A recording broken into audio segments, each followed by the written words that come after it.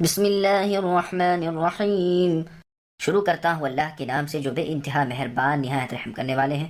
قل اعوذ برب الناس ملک الناس الہ الناس من شر الوسواس الخناس الذي يوسوس في صدور الناس من الجنة والناس۔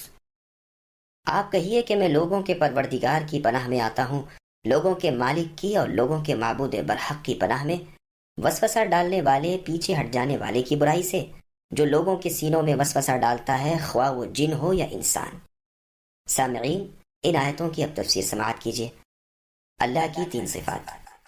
اس صورت میں اللہ عز و جل کی تین صفتیں بیان ہوئی ہیں: اللہ پالنے والے اور پرورش کرنے کی، مالک اور شہنشاہ ہونے کی، معبود برحق اور لائق عبادت ہونے کی۔ تمام چیزیں اللہ ہی کی پیدا کی ہوئی ہیں اور اللہ ہی کی ملکیت میں ہیں اور اللہ ہی کی غلامی میں مشغول ہیں۔ پس وہ اللہ حکم دیتے ہیں کہ ان پاک اور برتر صفات والے اللہ کی پناہ میں آ جائیے، جو بھی پناہ اور بچاؤ کا طالب ہو۔ شیطان جو انسان پر مقرر ہے، اس کے وسوسوں سے بچانے والے اللہ ہیں۔ ہر انسان کے ساتھ یہ شیطان لگا ہوا ہے، برائیوں اور بدکاریوں کو خوب زینت دار کر کے لوگوں کے سامنے وہ پیش کرتا رہتا ہے اور بہکانے میں، راہ راست سے ہٹا دینے میں کوئی کمی نہیں کرتا۔ اس کے شر سے وہی محفوظ رہ سکتا ہے جسے اللہ بچا لے۔ صحیح مسلم کی حدیث میں ہے کہ اللہ کے نبی نے فرمایا کہ تم میں سے ہر شخص کے ساتھ ایک شیطان ہے۔ لوگوں نے عرض کیا، کیا آپ کے ساتھ بھی؟ نبی نے فرمایا، ہاں، لیکن اللہ تعالیٰ نے اس پر میری مدد فرمائی ہے، بس میں سلامت رہتا ہوں، وہ مجھے صرف نیکی اور اچھائی کی بات ہی کہتا ہے۔ شیطان وسوسے ڈالتے ہیں۔ بخاری و مسلم کی اور حدیث میں انس رضی اللہ عنہ کی زبانی ایک واقعہ منقول ہے، جس میں بیان ہے کہ رسول اللہ صلی اللہ علیہ وسلم جب اعتکاف میں تھے تو ام المؤمنین صفیہ بنت حیی رضی اللہ عنہا رسول اللہ کے پاس رات کے وقت آئیں۔ جب واپس جانے لگیں تو رسول اللہ بھی پہنچانے کے لیے ساتھ چلے۔ راستے میں دو انصاری صحابی مل گئے جو رسول اللہ صلی اللہ علیہ وسلم کو بی بی صاحبہ کے ساتھ دیکھ کر جلدی چل دیے۔ رسول اللہ نے انہیں آواز دے کر ٹھہرایا اور فرمایا، سنو، میرے ساتھ میری بیوی صفیہ بنت حیی ہیں۔ ان دونوں نوجوان صحابہ نے کہا، سبحان اللہ، اے اللہ کے رسول، اس فرمان کی ضرورت ہی کیا تھی؟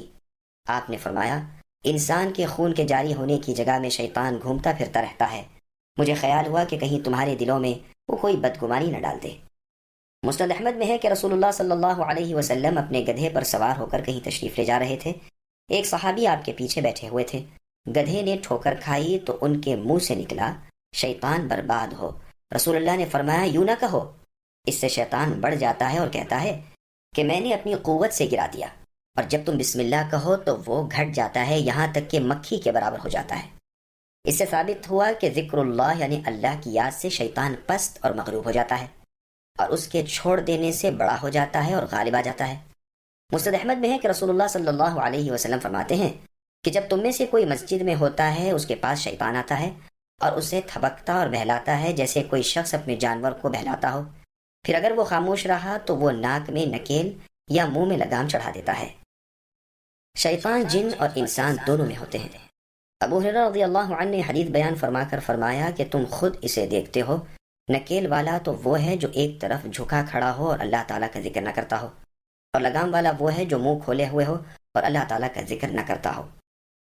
ابن عباس رضی اللہ عنہما اس آیت کی تفسیر میں فرماتے ہیں کہ شیطان ابن آدم کے دل پر چنگل مارے ہوئے ہے۔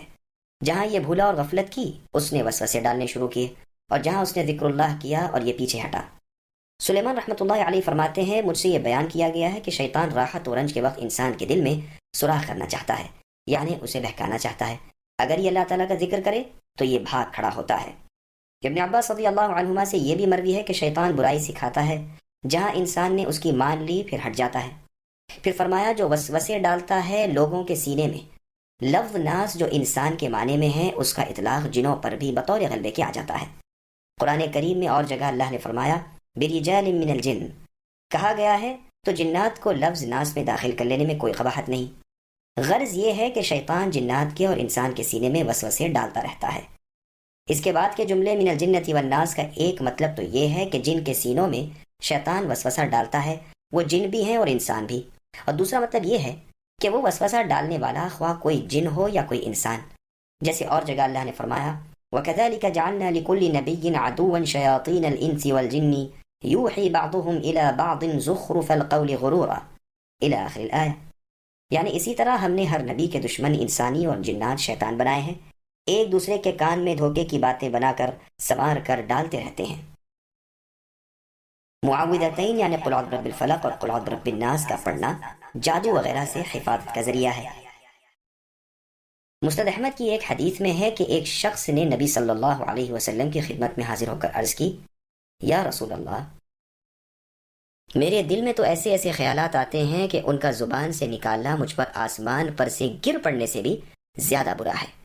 نبی نے فرمایا، اللہ اکبر، اللہ اکبر، اللہ سب سے بڑے ہیں، اللہ سب سے بڑے ہیں. اللہ تعالیٰ ہی کے لیے حمد و ثنا ہے جس نے شیطان کے مکر و فریب کو وسوسے میں ہی لوٹا دیا. یہ حدیث ابو داؤد، نسائی وغیرہ میں بھی ہے. سامعین، الحمدللہ سورۃ الناس کی تفسیر مکمل ہوئی.